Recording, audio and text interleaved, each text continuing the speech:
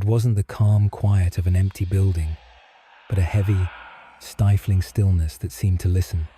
Claire heard the faint shift of her clothes, the rasp of her breath, the thud of her heartbeat. Then came it. Click, scrape. Click, scrape. Slow, deliberate, chalk. Not the brisk, scattered scribbles of a teacher writing during a lesson, but an unhurried, almost ritual-like stroke. Someone was writing, not fast, not messy, but with care. And from the sound of it, they weren't in a hurry for anyone to see. Claire turned in the direction of the noise, her flashlight beam sweeping the corridor. The hallway stretched on for what felt like forever, lined with closed classroom doors, each with its number plate, dulled by time. Dust floated in the air, disturbed by her movement. The sound stopped. Maple Hollow Elementary had been abandoned for over a decade. The official reason for its closure was neat and easy: declining enrollment, budget cuts, the usual bureaucratic shuffle. But in the nearby town of Silverford, people told a different version. There had been an incident, though no one ever agreed on the details. Some claimed a teacher had disappeared mid-year, never to be seen again. Others whispered about a student who simply never made it home one afternoon. No names, no dates, just a collective, uneasy memory. For 12 years, the building had stood like a fossil, untouched. Now, with population numbers climbing again, the district had decided to reopen it. A small crew was hired to clean and repair it, stripping away the years of neglect. Claire, 29, was between jobs and desperate for steady work. The flyer had promised light labor and good pay. A few months of hauling, fixing, and painting sounded easy enough. Her first week made her realize why no one else had wanted the job. The building felt wrong from the moment she stepped inside. It had the smell of a place long forgotten, not just dust and mildew, but something sharper, metallic. It caught in the back of her throat, like the taste of old coins. The windows, tall and lined with peeling paint, let in daylight, but it seemed muted, dulled by the grime clinging to the glass. Shadows clung stubbornly to the corners of the hallways. Even at noon, her first assignment was to clear the upper floor.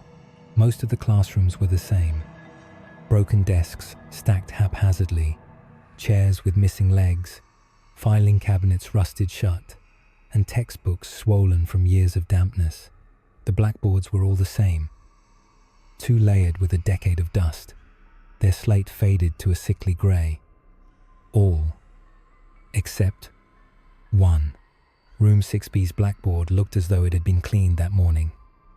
Deep black, unscarred, untouched by time.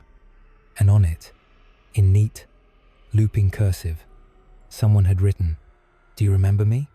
Claire frowned. Someone from the crew must have done it, maybe trying to spook the new girl. She smirked, erased the words with a dry rag, and got back to work. That evening, she stayed later than the rest. A stubborn window in the west wing refused to latch, and she didn't want it left open overnight. The light outside dimmed quickly, October skies bruising to deep purple. Inside, the corridors grew colder, the air sharper. Her boots echoed as she made her way back toward the front doors. Passing room 6B, her flashlight beam swept across the blackboard and her breath caught. The words were back. Same handwriting. Same spacing. Same question. She didn't touch it this time. By the third night, the noises started. It began as a faint murmur, just on the edge of hearing, like a conversation in another room with the door mostly closed. She'd pause, straining to catch the words, but they would fade as soon as she turned her head. Sometimes, it was the creak of a desk shifting on its own. Other times, the soft tap, tap, tap of chalk on slate. On the fourth night, the voice came through, clear. "Stay after class." It was a whisper, high and thin, unmistakably a child's voice. It didn't echo. It didn't sound like it came from down the hall. It sounded like it was right next to her ear. Claire spun, heart thudding, but the hallway was empty. The only thing out of place was the classroom doors. A few of them now stood slightly ajar, one after another, leading down the corridor in a crooked line, like an invitation.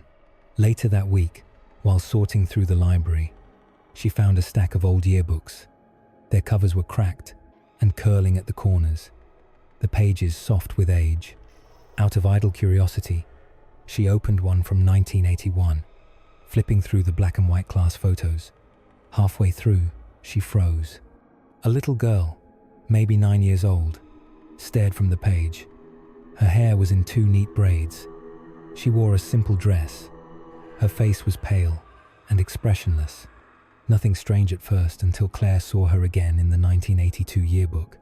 Same braids, same dress, same expression, same grade. Claire's hands felt cold as she flipped faster. 1983. There she was again. 1984. The same. 1985. Still 3rd grade. Claire's stomach had tightened into a knot. The girl's picture was still there, but this time there was no name beneath it. Just a single word, printed in bold block letters. 2 nights later, she passed the art room. She had never been inside before. The door was unlocked but stiff, as though it hadn't been opened in years.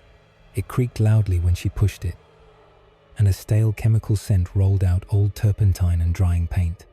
Inside, rows of easels stood like silent sentinels, each covered with a yellowed drop cloth. Dust coated everything in a thick layer, softening the edges of shapes. She pulled the cloth from the nearest canvas. It was a painting of room 6B, not as it looked now, but darker shadows pooled in the corners. The windows showed only blackness. Across the blackboard were long, jagged scratches, as if something had clawed at it. She moved to the next easel. This painting showed the hallway outside room 6B at night, lit only by moonlight through the windows.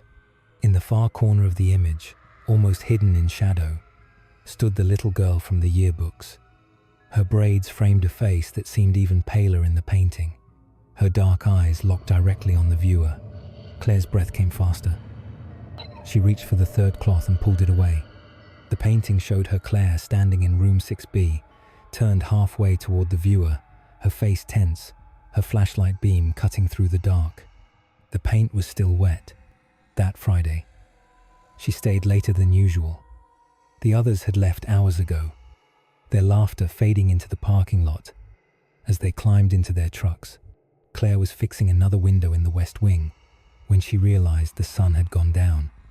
By the time she wheeled her toolbox toward the front doors, the hallways were dim, the air colder than she remembered it ever being inside the building. She reached the front doors and froze. They were chained shut. From the inside, her radio, clipped to her belt, crackled to life. Stay after class. Her flashlight swung down the hall as the lights flickered out. Doors creaked open one by one.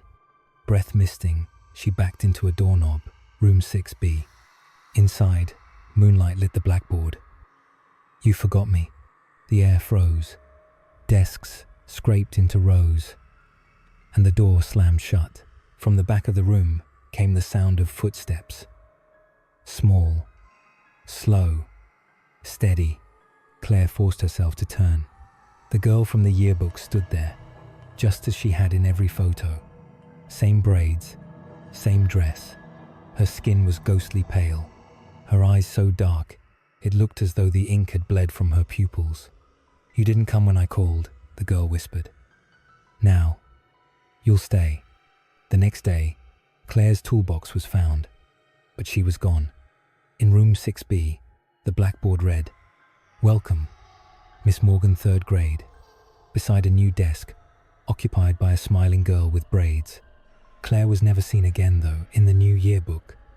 The 3rd grade photo has one extra student, pale and holding a piece of chalk.